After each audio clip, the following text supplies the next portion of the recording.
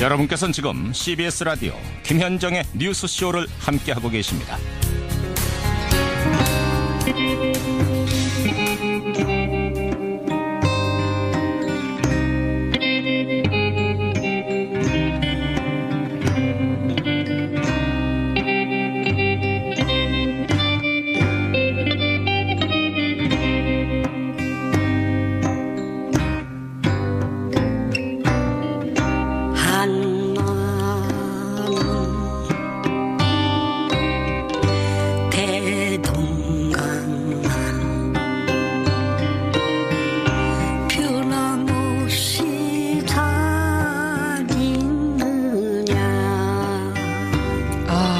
구성진 목소리 가슴에 팍팍 꽂힙니다.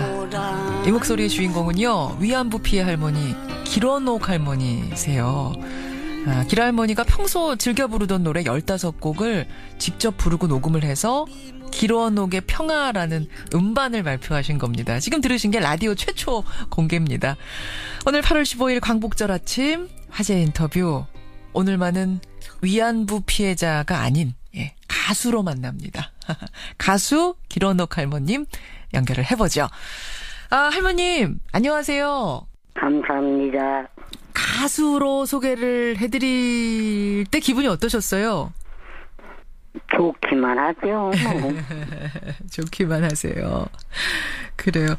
그 음반을 이제 내 이름이 들어간, 내 얼굴이 들어간 길원옥의 평화라는 음반을 딱 받아 들으셨을 때 그때는 소감이 어떠시던가요? 그냥 좋았어요.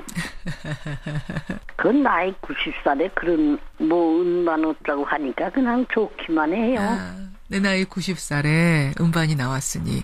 아니 원래 어릴 때부터 노래 부르기를 좋아하셨던 겁니까? 네. 어떤 노래들 예전에는 부르셨어요? 글쎄 기억이 잘 안 나요. 그냥 생각 없이 노래하는 게 이렇게 좋아요. 노래 부르면 마음이 편안한 것 같아요. 마음이 편안해져서. 근데 예전에는 그 좋아하던 노래를 마음껏 부르지도 못하셨다면서요? 지방마냥 편안하진 않았죠.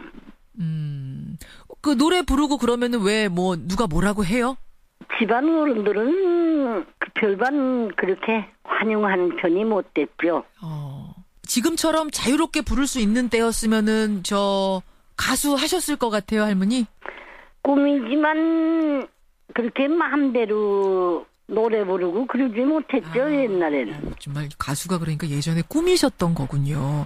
그러면 이번 앨범에서 제일 좋아하는 노래는 어떤 거세요? 제일 좋아하는 노래 한나는 대장강. 한마는 대동강. 그도 심심하면 한나는 대장강 불렀죠.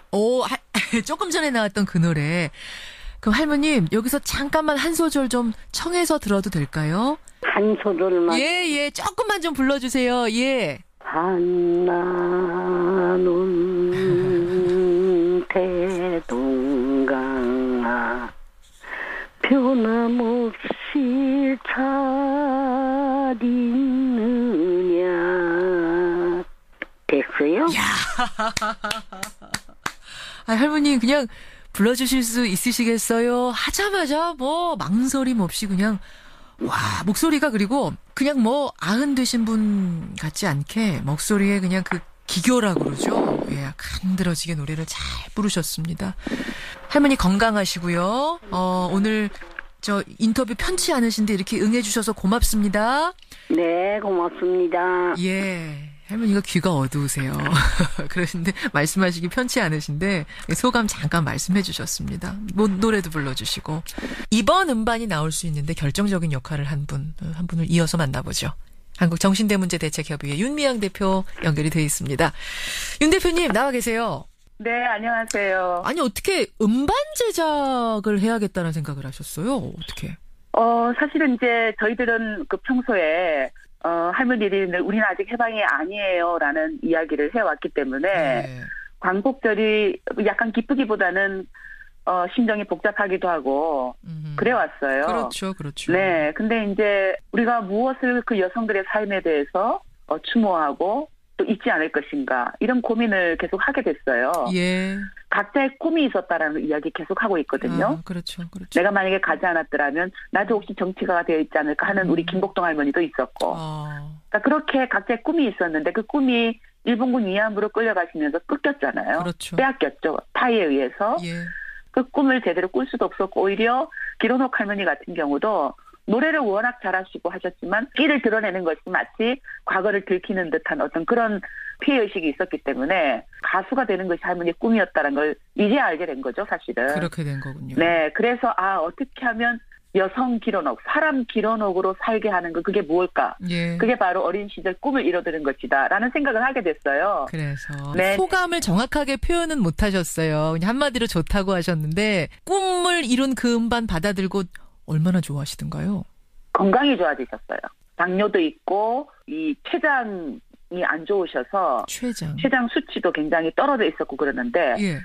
불가능하대요. 저렇게 90대신 노인이 병원 진료를 했는데 건강 수치가 다 좋아진 거예요. 얼마나 해맑게 웃으시는지 몰라요.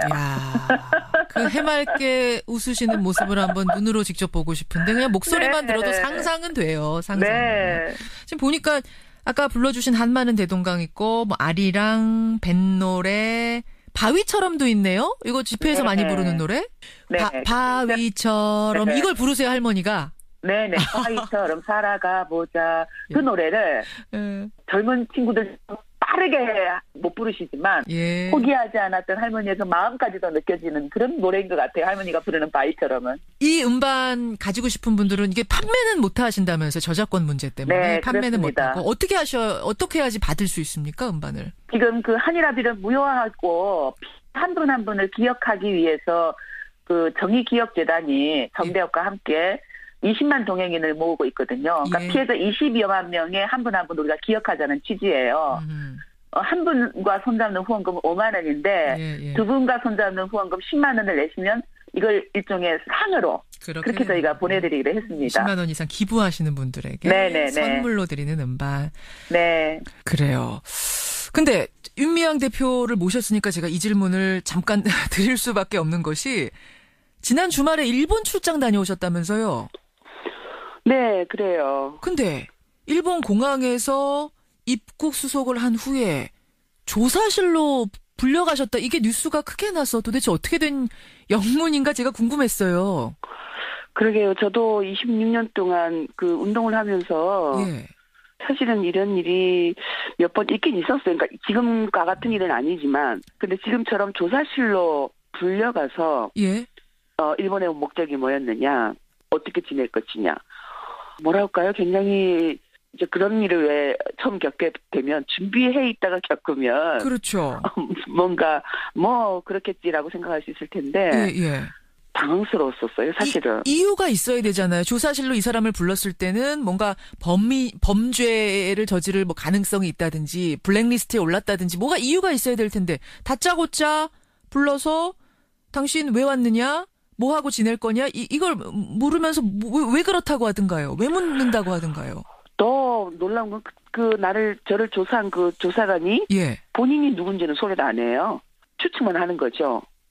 왜 조사를 하는 건지에 대해 설명 없었으니까. 제가 항의를 해서 설명이 없길래 제가 항의를 했어요. 예. 대답은 안 해주고 그러니까 대답을 협조를 잘 해주면 빨리 끝내겠습니다. 이렇게만 얘기를 하는 거예요. 그래요. 그래서 꼬치꼬치 묻는데 어쨌든 답을 다 하셨어요. 어떤 계획이고 나는 왜 왔고. 그럴 수밖에 없었어요. 왜냐하면 제가 이제 그 일본에서 기리민 집회가 있어서 만약에 그런 게 없었더라면 조금 묵비권도 행사하고 나를 왜 이렇게 조사하느냐 항의도 하고 좀 그랬을 텐데 집회에 참석해야 된다는 목적이 있었기 때문에 빨리 여길 통과해야 됐습니다. 네, 수긍할 수밖에 없었어요.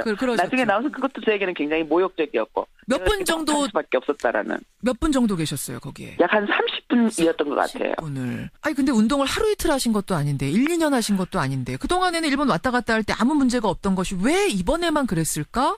이게 뭔가 분위기가 달라진 걸까요? 2015 한일합의 이후로 모든 것이 일본 정부의 어떤 그 이끄는 대로 끌려가고 있었잖아요. 그렇죠. 근데 이제 한국의 새 정부가 들어섰고 그리고 정권이 바뀌자마자 한일합의에 대한 검증이라든가 이런 여러 가지 활동들이 약간 일본 정부 측면에서 봤을 때는 위협적으로 보이지 않았을까 뭐 그런 생각이 저는 추측이 들었습니다.